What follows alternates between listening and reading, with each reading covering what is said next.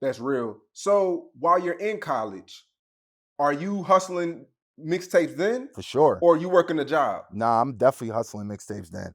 I had a couple jobs. I worked at when I was in Atlanta, I worked at California Pizza Kitchen. I worked at Mellow Mushroom.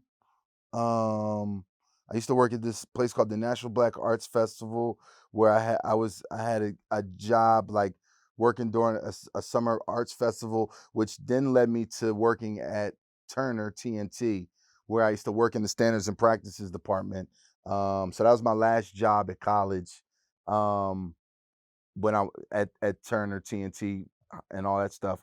But throughout those times, I was always making tapes. I was always hustling them myself. I used to go to the various college campuses while I was in school, and then after I got out of school, and I would pretty much set up shop like right there on campus, whether it was Georgia State, whether it was Clark, Spelman, and I would just set up a table. I would have my speaker playing, and I would have all my various mixtapes out there. They were all literally DJ drama tapes, and at the time, nobody knew who I was. So people were like, "Who's DJ Drama?" And I'd be like, I don't know, dude. I just sell these tapes for him. He told me to, what I mean, I'm here every Thursday. So You you can were catch me. acting like you weren't DJ I Drama. was acting like I wasn't DJ Drama, because people like, they see you selling it, they're like, you know how that is. So I had to make it bigger than it was at the time. So I was like, yeah, I don't know, dude. Like I just work for him. Wow. Yeah. So how much are you, not the pocket watch, No, but it's all back good. then, are you making enough Hmm. to are you making enough to, Survive pay for clothes and for food sure. and things like that? I was probably around them years, like in my early 20s, before the rise of gangster grills and everything. When I'm selling tapes of my own, if a good day on campus, I'm probably bringing home a good like $500-600. So I'm doing this maybe 3-4 times a week.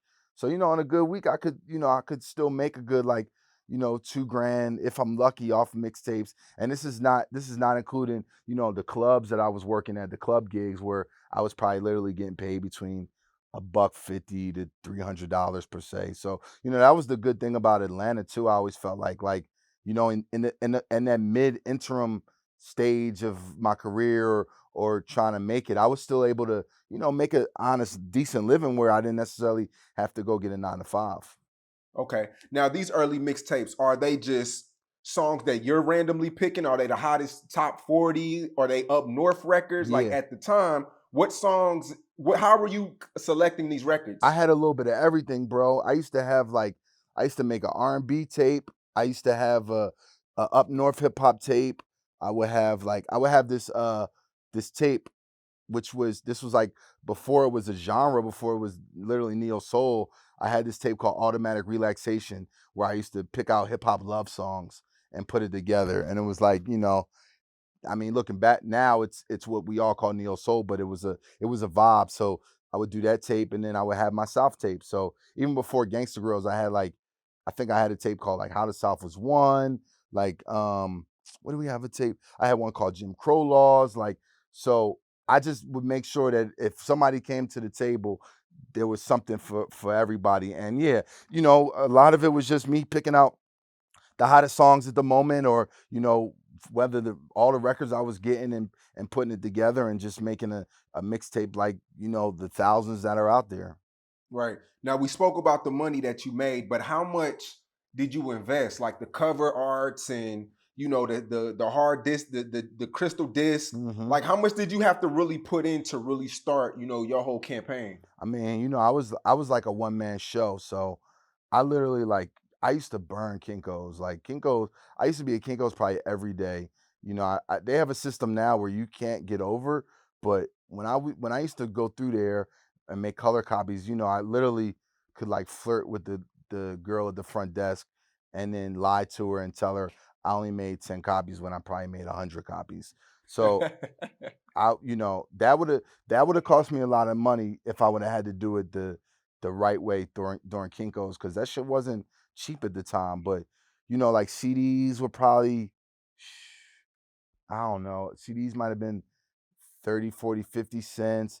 the cases was a couple of pennies, and then but time and effort I was putting in 24/7.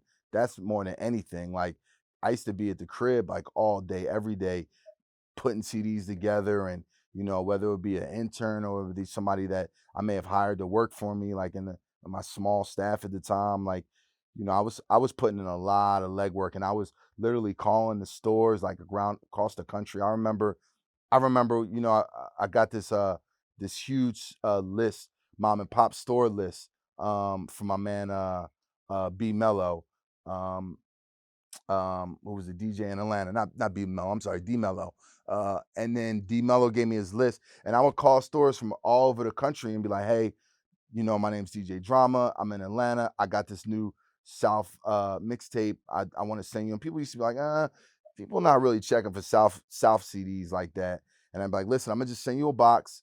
Check it out. Take it in. You know what I'm saying? Let me know how it does. And I would literally like send boxes of 10 CDs for free, like all over the country. And then a lot of times I would get calls back like, yo, that Gangsta Grills you sent did all right. Send me another 10, or let me know when you do another one and what have you. And that's how I started my early relationships, like with mom and pop stores around the country.